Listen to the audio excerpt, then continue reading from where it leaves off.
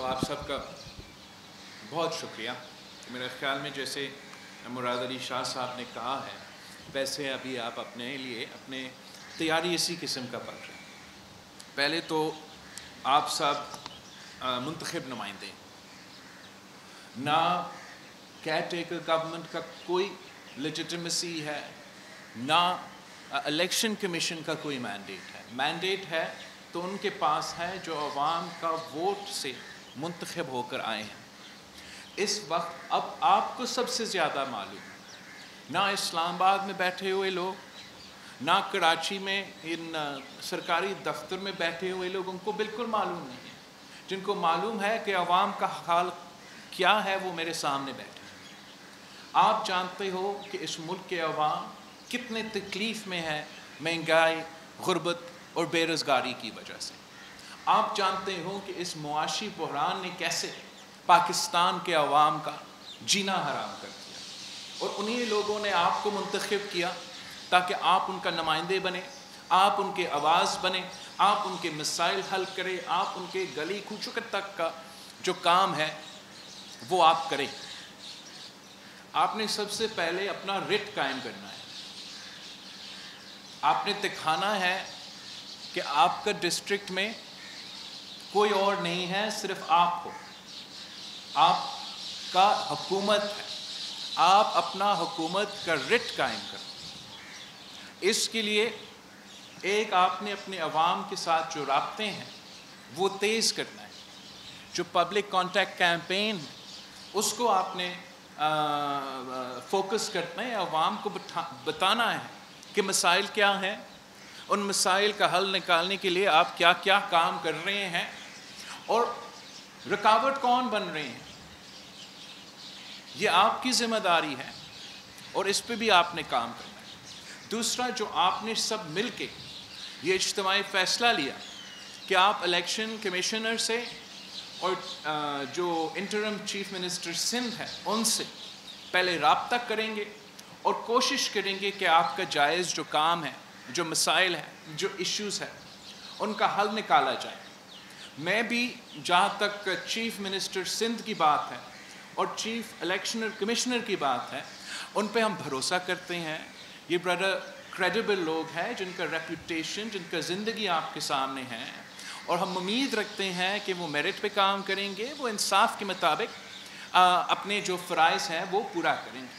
تو ہم آپ کو بھی یہ موقع دیتے ہیں کہ پورا ایک صوبہ کا تمام کے تمام 100% جو بلدیاتی نمائندے ہیں وہ ایک خط اپنا الیکشن کمیشن کو بھیج رہے ہیں، ایک خط اپنا چیف منسٹر سے بھیج رہے ہیں.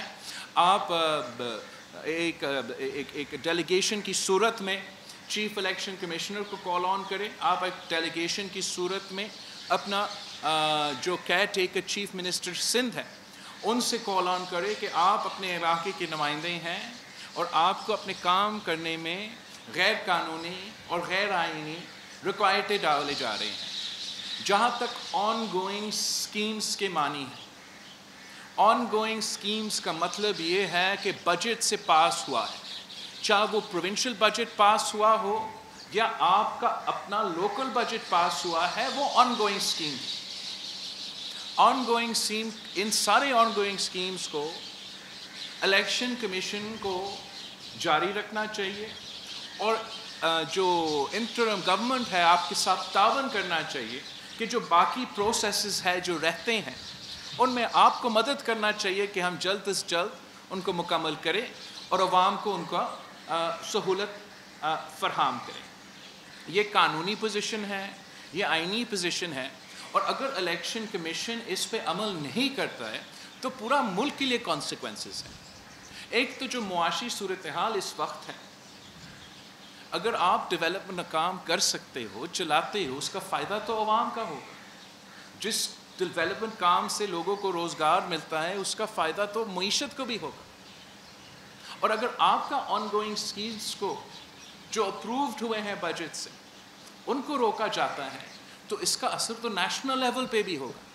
آپ سب کو معلوم ہوگا کہ جو آج کل سکف کے نام سے ایک بہت ہائی پاورڈ باڈی بنایا گیا ہے وفاقی سطح پر، جس کا مقصد یہ ہے کہ ہم ملک میں معاشی جو مسائل ہیں ان کا حل نکالا جائے, جو فورن انویسٹمنٹ ہے وہ زمین پر لے کر آئے.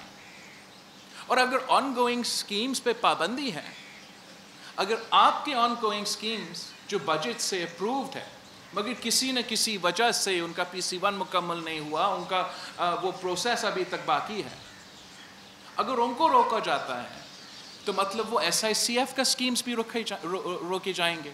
اگر ان کے سکیمز روکے جاتے ہیں تو پاکستان کی معیشت پہ کیا کانسیکوینسز ہوں گے؟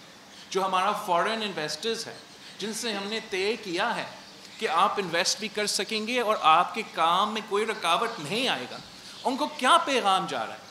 تو میں نہیں چاہ رہا ہوں کہ ہم مجبور ہو کے ان ایشوز کو عدالت میں اٹھائیں. میں چاہوں گا کہ آپ پہلے الیکشن کمیشن سے رابطہ کریں, اپنا جو صوبائی حکومت ہے ان سے رابطہ کیا جائے تاکہ ہم ان چیزوں کا حل نکال سکتے ہیں.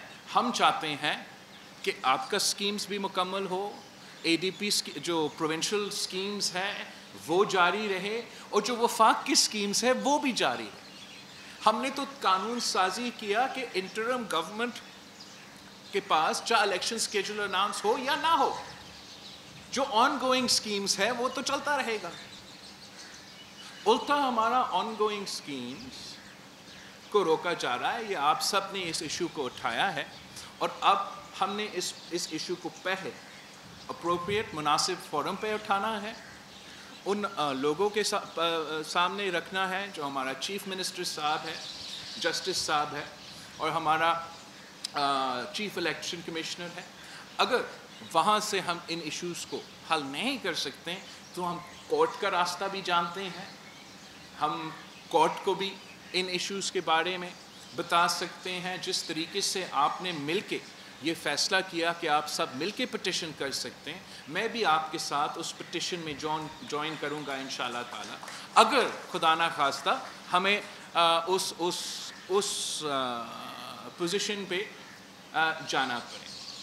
دوسرا میں چاہ رہا تھا کہ میں نے ابھی جتنا بھی ہمارا سندھ حکومت چلا ہے اس میں میرا اتنا دلچسپی نہیں رہا کہ آفیسر صاحب کون ہیں, کہاں کون پوسٹ ہوا ہے, اور پھر جب حکومت بنتا ہے میرے لیے بڑا مشکل ہو جاتا ہے کہ کس کو کہاں لگایا جائے.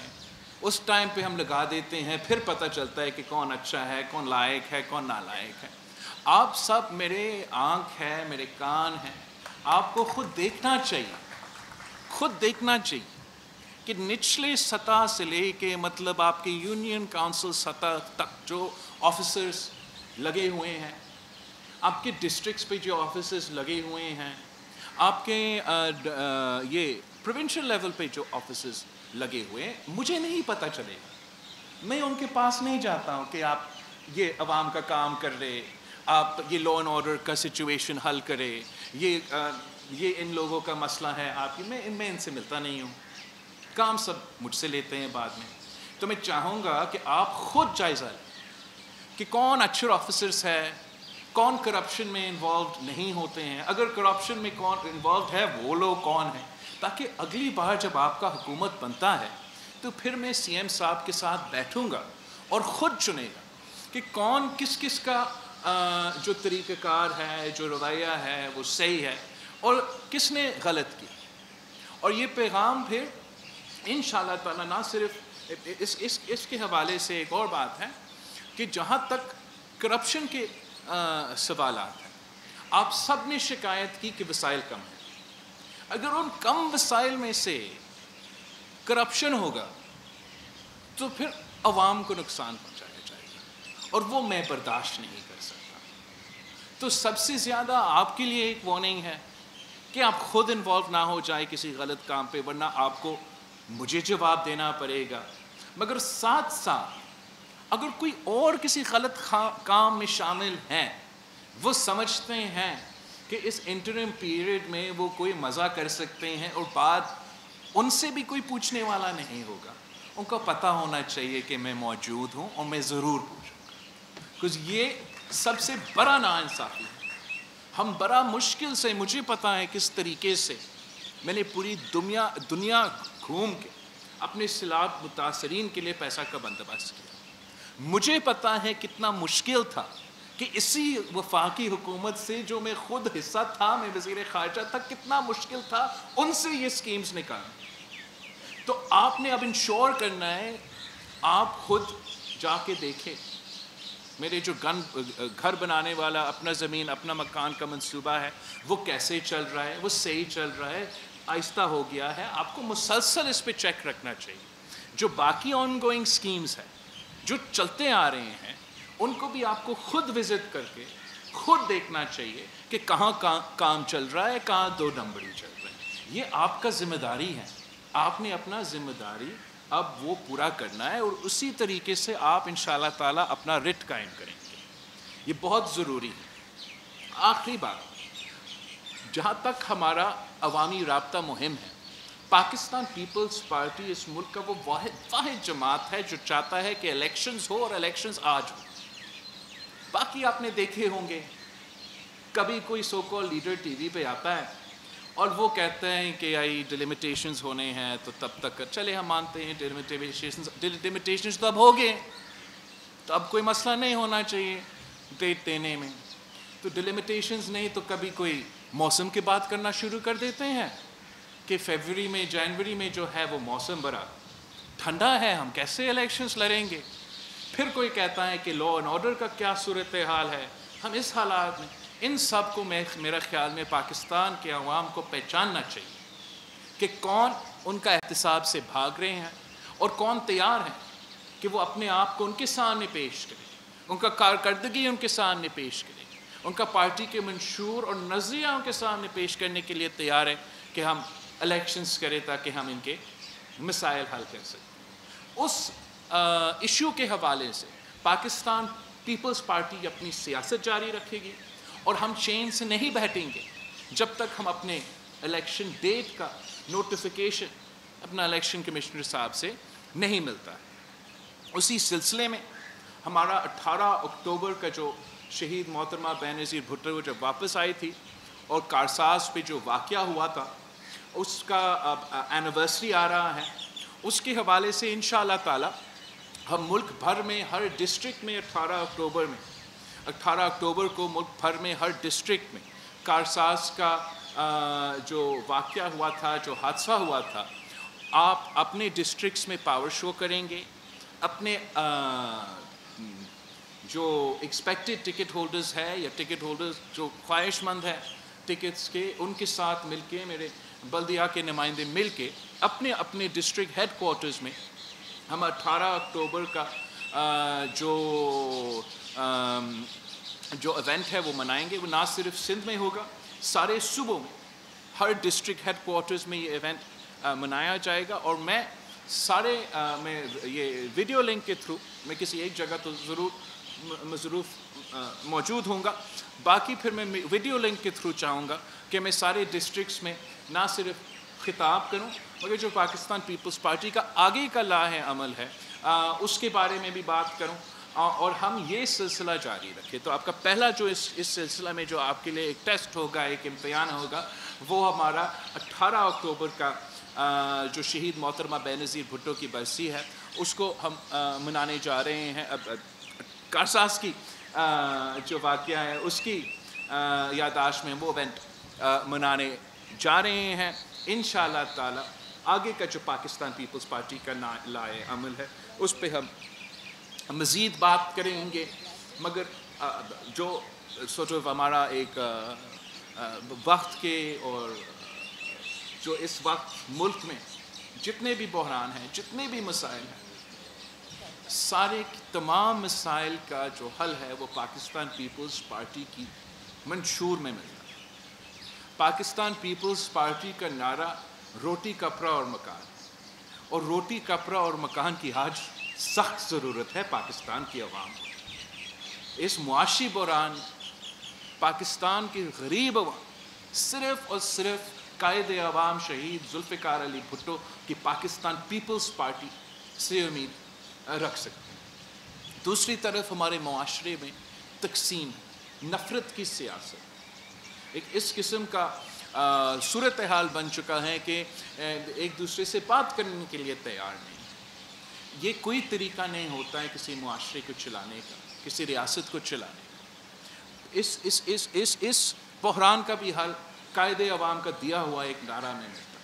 कायदे अवाम ने कहा था कि ना तेरा ना मेरा, हम सब का पाकिस्तान, और हमने दिखाना है कि ये हम सब का पाकिस्तान है, और हम किसी एक मखसूस तबका का, ना किसी एक मखसूस हिस्सा का नुमाइंदगी करते हैं। हम इस इस्लामी जमहूरी वफाकी निज़ाम का नुमाइंदगी करते हैं, और इंशाअल्लाह ताला हम मिल के मेहनत करेंगे, और जब हम मिल के मेहनत करेंगे तो जीत हमारी होगी, जीत पाकिस्तान पीपल्स पार्टी की होगी। मैं चाहूँगा कि ये जो इनके एक इलेक्शन कमीशन और चीफ मिनिस्टर सिंध के साथ जो राब्ता है, वो आपका डेलीगेशन और मेरे जो सूबाई तंजीम है, निसार खोरो साहब भी साथ हो, और साबिक जो वज़ीर आला है हमारा मुराद अली शाह साहब, वो भी आपके साथ जाए, वो मेरे नुमाइंदगी करे, आप अपने इलाके की नुमाइंदगी करें, दोनों से बात करें, इलेक्शन कमिश्नर से, चीफ मिनिस्टर साहब से, और फिर मुझे बताएं कि आप कितने मुतमिन हैं या कितने आपके मसले हल हुए हैं। अगर नहीं तो हम अदालत के रास्ते भी जानते हैं, अगर वहाँ से भी नहीं हम सरके की सियासत भी जानते हैं, और इंशाअल्लाह ताला पाकिस्तान पीपल्स पार्टी जानती है कि हम अपने हक़ अगर हमने लेना है, वो भी जानते हैं कि कैसे लेना है। आप सबका बहुत बहुत शुक्रिया। इंशाअल्लाह ताला हमारा राब्ता होता रहेगा, और उम्मीद है नेक्स्ट टाइम जब हम मिलते हैं आपके थोड़े मसले कम हुए होंगे। एंड आई लुक फॉरवर्ड कि 18 अक्टूबर पे कारसाज के मौके पे इंशाअल्लाह ताला हमारा फिर बात होगी।